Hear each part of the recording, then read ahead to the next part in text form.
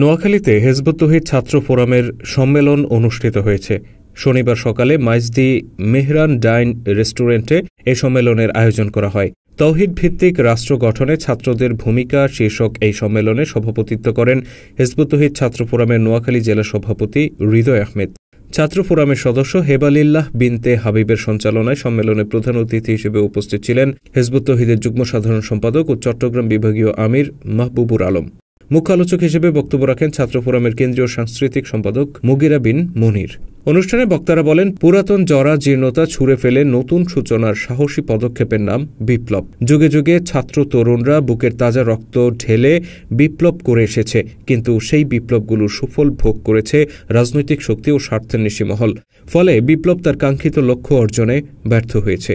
বক্তারা বলেন, ১৪০০ বছর আগে রাসূলুল্লাহ সাল্লাল্লাহু আলাইহি সাল্লাম এমন এক বিপ্লব করেছিলেন যার ফলে আইয়ামে জাহিলিয়াতে নিমজ্জিত আরবের মানুষেরা বদলে গিয়ে সোনার মানুষে পরিণত হয়েছিল।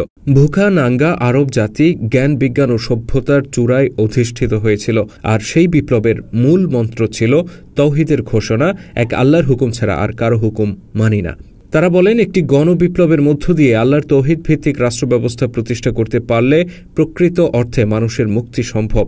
এমন একটি বিপ্লব গড়ে তুলতে উপস্থিত তরুণদের প্রতি আহ্বান জানিয়ে যাচ্ছে হিজবুত তৌহিদ। বক্তারা বলেন, আজকের তরুণদের সামনে আরও একটি বিপ্লবের বার্তা হাতছানি দিচ্ছে। যদি তারা রাসূলুল্লাহর আদর্শ মোতাবেক সঠিক নেতৃত্বের অধীনে একটি বিপ্লব গড়ে তুলতে পারে, তাহলে তারা চলমান বিশ্ব পরিস্থিতি বদলে দিয়ে একটি শান্তিপূর্ণ বিশ্বের সূচনা করতে পারে।